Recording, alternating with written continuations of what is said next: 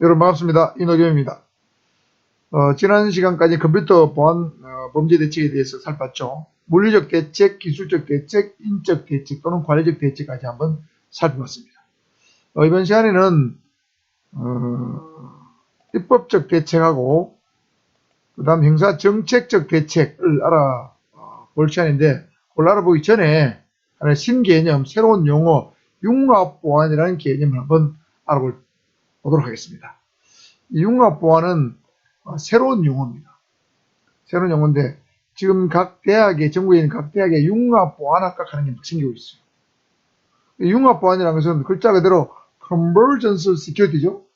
어떤 기존의 어떤 보안의 개념에 뭔가 여러 가지가 융합돼서 어우러져서 복합 보안의 개념입니다. 그런 기존의 보안은 주로 물리적 보안이죠. 예를 들면 장벽을 설치한다, 담을 설치한다, 경계구역에 경비를 강화한다, 조명을 설치한다, CCTV를 한다. 이런 건 다 물리적 보안입니다. 여기 이제 물리적 보안에다가 정보 보안이라는 개념을 융합한 보안 개념이에요.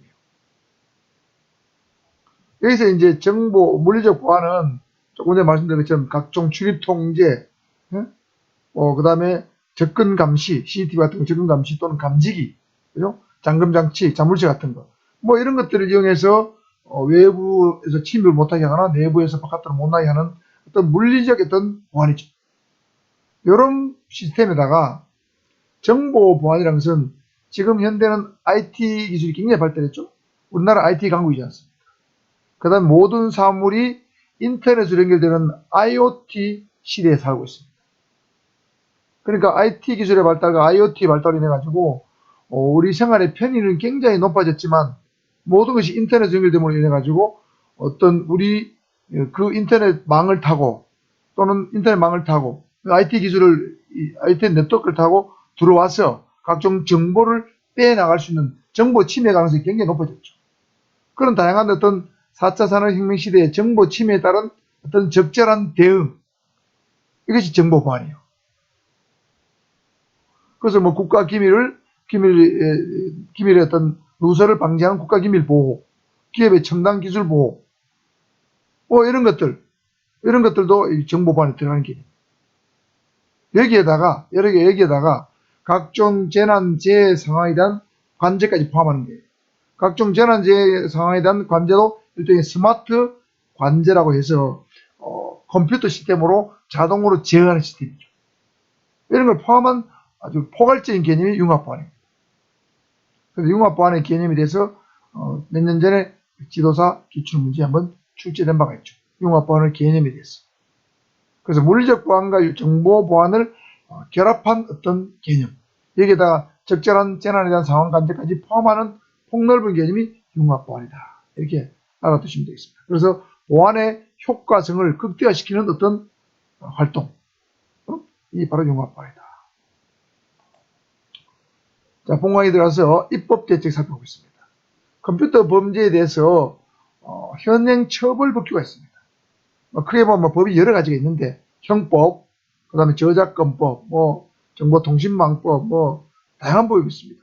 전기통신사업법, 통신비밀법, 다양한 법이 있는데, 가장 중요한 것이 형법입니다. 크게 형법에는 처벌 조항이 8개 정도가 있어요. 컴퓨터 범죄와 관련해서. 이걸 여러분이 다 알 필요 없지만은, 이런 범죄 죄명을 정해서 컴퓨터 범죄를 저지르면 처벌될 수 있구나, 이 정도만 아시면 됩니다. 그래서 공전자 기록 위작 변작죄는 용어 자체가 어렵죠.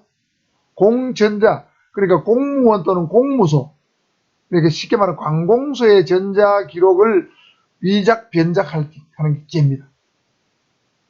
관공서의 전자 기록이 어떤 게 있느냐, 예를 들면 대법원 판례를 소개하자면, 경찰관이 경찰 범죄 정보 시스템에 접속을 해서 허위의 수사 정보를 입력하는 거예요.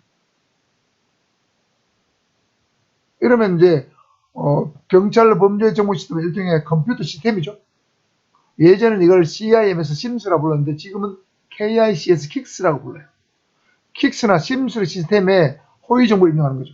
예를 들면 기소를 간 사건을 불기소 의견을 올렸다, 또 무혐의 처리한 것을 혐의 있는 걸 했다, 이렇게 했다면 이거는 허위 정보를 입력한 거잖아요. 이런 공전자 기록을 위작 변작한 죄라는 거죠. 10년 이하 징역. 그 다음에 사전자기록 위작 변작죄입니다. 사전자니까 사적인 어떤 컴퓨터 기록이죠. 그래서 이거는 권리, 의무 또는 사실 증명에 관한 타인의 전자기록을 위작 변작한 거예요. 뭐 대부분 판례를 살펴보면 사전자기록 같은 게 잘 이해가 안 되죠. 가상화폐 거래소의 대표이사 등이 공모를 해서 가상화폐 거래 시스템상의 차명 계정은 예를 들면 이노겸이다. 이노겸 계정이 있겠죠.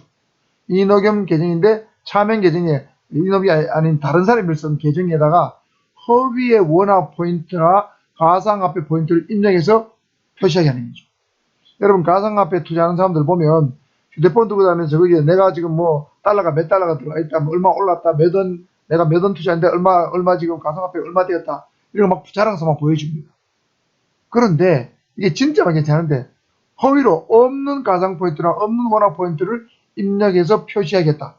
그럼 이거는 권리 의무에 관한 거죠. 또는 사실 증명에 관한 거예요. 그 가상화폐 거래소의 원화 포인트나 가상화폐 포인트는 사전자 기록이죠. 그래서 표시하게 하면 이거는 사전자기록 위변작죄가 됩니다. 5년 이하 1천만 이하 벌금이죠. 그 다음에 공정증서 원본 부실기획죄는 공무원에 대해서 허위신고를 해서 공정증서 원본 또는 그와 동일한 전자기록의 그 허위의 사실을 기재하는 거죠. 예를 들면 A가 B하고 혼인도 아닌데 혼인을 한 것처럼 허위의 혼인신고를 해서 혼인신고가 되도록 컴퓨터망에 혼인신고가 된 걸로 표기가 됐다, 입력이 됐다. 그러면 공정증서 원본 부실기재가 되는 거예요. 그 다음 위조 사문서 행사가 됩니다. 사문서를 위조해서 사문서를 위조한 사문서를 가지고 관공서에 제출했다. 뭐 이런 것들은 위조 사문서 행사가 됩니다. 그 다음 위조한 전자기록 매체를 관공서 행사하거나 타인에게 제시해서 행사했다. 그럼 위조 사문서 행사가 되겠죠. 그 다음에 컴퓨터 업무 방해죄입니다. 요거는 컴퓨터 등에 들어있는 특수 매체 기록, 예를 들면 저장 기록들을 송기하거나 부정한 명령을 입력해서 장애를 발생하게 하는 거죠. 컴퓨터 업무 방해죄입니다. 컴퓨터에 들어있는 어떤 정보를 특수 매체 기록을 손상시켰다, 파괴했다, 삭제했다, 또는 엉뚱한 명령을 입력했다. 이러면 컴퓨터 업무 방해죄입니다. 그 다음에 컴퓨터 사기죄를 먼저 살펴보면 컴퓨터 사기죄는 지난번에 말씀드렸던 살라미 테크닉과 비슷한 겁니다. 컴퓨터에 허위 정보나 부정한 명령을 입력해서 재산상 이득을 취하는 거예요. 그러니까 뭐 고객의 계좌에 있던 돈을 자기 계좌로 옮긴다든지 단수 뭐 이런 10원짜리 이하 돈을 자기 계좌로 자동으로 옮겨지게 만든다든지 컴퓨터 사기죄죠. 그 다음에 비밀침해죄는 보통 비밀침해죄는 타인의 편지 같은 거 이런 것들을 비밀로 뜯어보면 다 비밀침해죄입니다. 그런데 이거는 컴퓨터니까 특수 매체 기록을 기술적 수단을 이용해서 알아내는 겁니다. 예를 들면 이메일을 그 사람의 동의를 받지 않고 무단으로 열람에 봤다. 그럼 비밀침해죄가 되죠.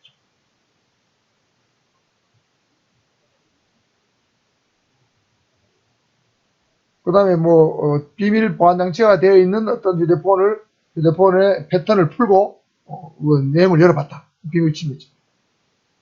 그 다음에 전자기록 손괴죄는 전자기록 같은 특수매체 기록을 송기하거나 은닉하거나 기타 방법으로 효용을 해한 자입니다. 그래서 이 8가지 정도의 어떤 형법상의 처벌 규정이 있고, 그 다음에 저작권법이 또 있습니다. 여러분, 저작권법은 저작권이 뭔지 여러분 대충 알죠? 예를 들면 소설의 작가, 만화의 원작가, 그 다음에 어떤 논문을 썼다, 어떤 박사나 석사가 논문을 썼다. 그 다음에 컴퓨터 프로그램을 무단으로 복제했다. 예를 들면 우리 지금 한글 프로그램 있죠? 한글 프로그램을 정품을 안 쓰고 무단으로 복제 쓴다. 그러면 이건 저작권법 위반이에요. 컴퓨터 프로그램이죠. 근데 컴퓨터 프로그램 저작물을 무단 복제했다 또는 판매했다. 다 처벌됩니다. 그러니까 정품이 아닌 가짜품, 복제품을 판매하거나 복제해 쓴다. 그럼 이건 저작권 위반입니다.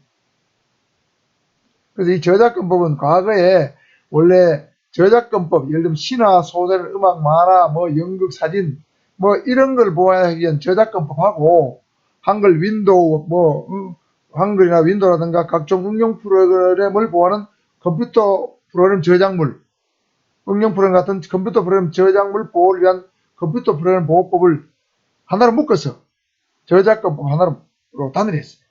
2011년도에.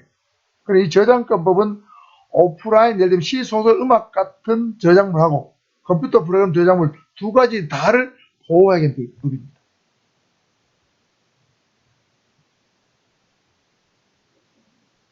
자, 이 저작권법과 관련해서 알아둬야 될 것이 있는데, 저작권법 7조에 보면 보호받지 못하는 저작물이 있어요. 그러니까 저작물로 보이는데 법적인 저작권법 보호를 받지 못하는 저작물이 있다는 거죠. 자, 5가지 플러스 알파가 있습니다. 자, 볼까요? 헌법, 법률, 조약, 명령, 조례, 규칙. 자, 이거는 여러분 국가법령정보센터에 가면 다 나오죠? 이거를 그대로 카피해서 뭐 쓴다든가 하는 것은 저작권법의 보호를 받지 못하기 때문에 마음대로 쓸 수 있습니다. 저작권법 위반이 아니라는 뜻입니다.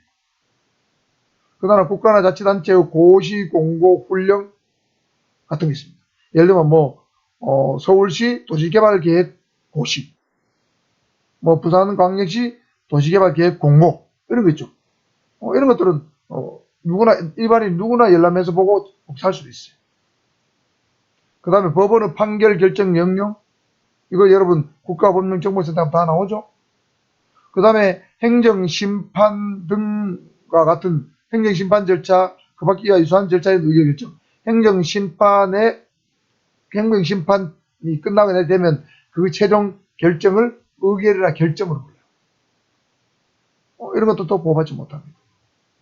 이게 누구나 볼 수 있다는 거죠. 카피할 수도 있고. 그 다음 국가나 자치단체가 작성한 것으로 저작권법 7조 1호 내지 3호에 규정된 것에 편집물 또는 번역물. 1호, 2호, 3호는 뭐냐? 요 기억, 니은, 디귿이 1호, 2호, 3호예요. 예를 들면 헌법을 그럼 프린트 해가지고 헌법을 컴퓨터에 옮겨가지고 편집을 좀 했다. 법률을 편집했다. 판결을 편집했다. 결정을 편집했다. 이것도 관계있다는 거죠. 헌법을 영어로 번역했다. 불어로 번역했다. 이거는 헌법이나 법률과 똑같은 거죠. 이런 것들은 역시 보호받지 못하는 저작물이에요. 그러니까 법률이라든가 판결 같은 거 이런 걸 편집했거나 번역한 것은 역시 보호받지 못한다. 그 다음에 사실의 전달에 불과한 시사보도, 예를 들면 뉴스 같은 거 있죠. 이런 것들은 보호받지 못하는 거죠. 그러나 이제 예를 들면 찍는데 굉장한 어떤 노력이 가미된 그런 거 있죠. 다큐멘터리 같은 거라든지 아니면 동물의 왕국 같은 거, 이런 것들은 굉장히 촬영하는데 굉장히 힘이 들었잖아요. 많은 노력이 투하됐어요. 이런 것들은 함부로 카피하면 안 됩니다. 무단으로 다운받으면 안 돼요. 단순 팩트의 전달에 불과한 시사보도, 이런 것들은 보호받지 못한다는 거죠. 다시 말해서 기억, 니은, 디귿, 미음, 이 5가지 해당되는 것은 한마디로 매우 공공성이 강한 거예요. 공공성이 강한 거고 만드는 주체가 주로 국가나 자치단체가 많죠. 이런 것들은 공공성이 강하니까 이런 것도 저작권으로 보호하면 안 되잖아요. 누구나 쉽게 이해할 수 있게 만들어줘야지. 그래서 보호받지 못하는 거예요. 그 다음에 프로그램 언어 규약 해법도 역시 보호받지 못한다. 자, 여기서 프로그램 언어라는 건 좀 어렵죠. 프로그램 언어는 뭐냐면 컴퓨터의 프로그램을 만들려고 하면 우리 일상적인 어떤 이렇게 글자, 헌법, 법률 이런 걸로 만들는 게 아니고 문자, 숫자, 기호 같은 걸 만들잖아요. 그 프로그램 언어는 프로그램을 어떤 표현하는 수단인데 문자, 숫자, 기호, 그런 체계를 말합니다. 그러니까 거기 프로그램 언어는 예를 들면 C 언어도 있고, 어셈블리어도 있고, 포트란도 있고, 많이 있어요. 코볼도 있고, 우리는 이해하지 못한 용어. 그 프로그램을 아는 언어가 있습니다. 마치 외계어처럼. 그게 프로그램 언어예요. 이 프로그램 언어를 이용해서 프로그램을 만드는 거죠. 그러니까 이게 컴퓨터 프로그램 저작물은 저작권의 보호를 받는데, 이 저작물이 되려면 어떠한 특정물로서 표현이 돼야 돼요. 근데 프로그램 언어는 언어 그 자체이기 때문에 언어를 이용해서 뭔가를 만들어내면, 창작물을 만들어내면 그거는 컴퓨터 프로그램 저작물로서 보호를 받지만 프로그램 언어 자체는 보호받지 못한다. 전 세계의 프로그래머들은 다 이 언어를 이용해서 프로그램을 만드니까 그 언어 자체를 저작권으로 보호받게 만들면 그 언어를 못 쓰니까 프로그램을 만들 수가 없어요. 프로그램 언어는 누구나 쓸 수 있도록 공짜로 쓸 수 있게 만들어놨죠. 그 다음에 규약이라는 것은 특정 프로그램에서 프로그램 언어의 용법에 관한 약속이에요. 약속. 쉽게 말하면 프로토콜로 불려요. 프로토콜. 여러분 프로토콜 말 들어봤습니까? 프로토콜. 일종의 통신규약, 예를 들면 프로그램 개발 규약이에요. 예를 들면 프로그램을 개발하는 사람들이 우리가 프로그램을 만들 때는 이러이러한 기준에 따라서 만들자 하는 일종의 기준입니다. 법이나 기준, 원칙 같은 거예요. 그게 규약입니다. 그러니까 그 어떤 규약에 따라서 근거해서 프로그램을 만드는 거예요. 그러니까 이제 공통의 법규 비슷한 거죠. 이런 것들 당연히 보호받지 못하죠. 우리 헌법 법률처럼. 그 다음에 해법이라는 것은 뭐냐면 프로그램에서 명령하는 명령의 조합 방법을 말합니다. 예를 들면 뭐 키보드라든가 마우스로 입력을 하잖아. 입력하면 명령의 조합 방식이 다 달라요. 굉장히 복잡하죠. 이거를 뭐라고 하냐면 보통 알고리즘이라고 불러요. 알고리즘. 이 알고리즘 말도 어렵지 않아요? 알고리즘은 굉장히 고도의 논리적 수준을 말해요. 논리적 수준. 예를 들면 우리 수학을 풀락하면 굉장히 예를 들면 쉬운 문제 더하기 빼기 곱하기 나누기 쉽지만 우리 그다음에 중학교 가면 인수분해 배우고 미분 적분 배우잖아요. 그럼 점점 어려워지잖아요. 그러니까 이 알고리즘 하는 건 고도의 어려움, 난이도를 가진 수학 방정식 같은 거다. 이렇게 생각하면 돼요. 이 알고리즘은 명령의 조합이니까 조합하는 방식이 여러 가지가 있지만 어쨌든 이 알고리즘 자체가 컴퓨터 프로그램 저작물은 아니고 이 알고리즘을 이용해서 프로그램이 만들어지는 거예요. 그러니까 수학 방정식은 어떤 문제를 풀기 위한 과정이잖아요. 수단이잖아요. 알고리즘도 일단 수단입니다. 문제를 해결하기 위한 어떤 수단, 이게 알고리즘입니다. 그게 해법이다 생각합니다. 그러니까 프로그램 언어나 규약이나 해법은 누구에게나 공유되어야 되는 거죠. 그래서 이건 보호받지 못합니다. 자, 보호받지 못하는 거 알아두셔야 되고, 그 다음에 저작재산권의 보호기한입니다. 여러분 저작권은 원저작자가 갖는 권리가 저작권이죠. 근데 원저작자가 아닌 원저작권에서 약간 변형된 권리를 보통 저작재산권이라고 불러요. 원저작물을 복제했거나 그걸 가지고 예를 들면 공연을 했거나 공중송시니까 KBS MBC 통해서 방송을 했거나 전시를 했거나 배포를 했거나 대회했거나 2차적 저작물을 만들었거나 예를 들어 원저작물을 번역 통일해서 새로운 걸 만들었거나 이런 것들은 저작재산권이에요. 원저작자가 아닌 사람이 갖는 권리겠죠. 이 저작재산권은 원저작자가 생존하는 동안과 사망 후 70년간 존속합니다. 그럼 내가 예를 들면 만화를 공포의 연극을 만들었다. 이연세시죠? 그러면 그 다음에 저작권 있고 이걸 가지고 무슨 만화를 가지고 영화를 만들었다. 그럼 이건 저작재산권이잖아요. 그럼 원저작자가 갖는 어떤 이 저작재산권은 저작자가 생존한 동안 이연세씨가 살아있는 동안하고 사망 후 70년간 저작권이 있어요. 저작재산권을 부르는데 저작재산권이 있으니까 이연세씨는 자기가 죽고도 자기 아들, 손자까지도 저작권으로서 보호를 받기 때문에 저작권 수입이 계속 들어온다는 얘기죠. 사망 후 70년간 존속한다. 이거 알아두시죠. 그 다음 세 번째 법은 통신비밀보호법입니다. 이 통신비밀보호법은 주로 도청, 감청과 관계된 내용이에요. 그래서 불법적 녹음, 도청을 처벌하게 된 규정입니다. 대부분 여러분 타인의 대화를 녹음하거나 몰래 녹음을 하거나 몰래 들으면 다 불법이죠. 그래서 통신의 비밀을 보호하기 위함입니다. 다만 합법으로 인정될 수 있는 것은 대화 당사자 간의 녹음입니다. 예를 들어 대화 당사자라는 것은 내가 대화의 주체로서 나도 말하고 상대도 말을 할 때 서로 대화를 주고받을 때 당사자입니다. 그럼 두 사람이 대화하면서 내가 상대방하고 말한 걸 내가 그 사람 몰래 녹음했다. 합법이에요.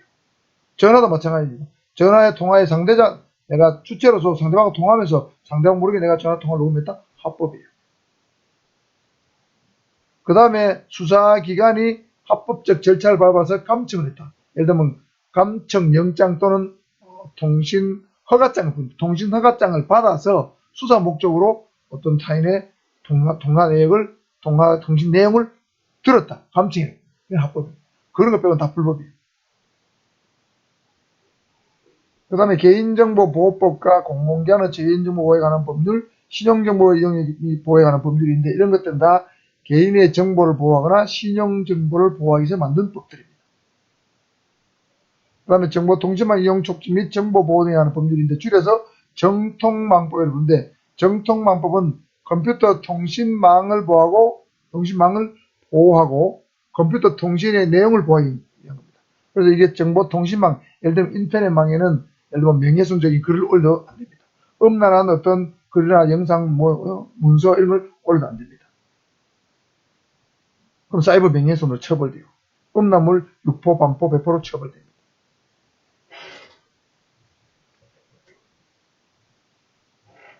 그 다음에 전기통신사업법이라든가 전기통신기본법은 예를 들면 통신의 자유를 침해한 행위를 처벌해야 되는 거예요.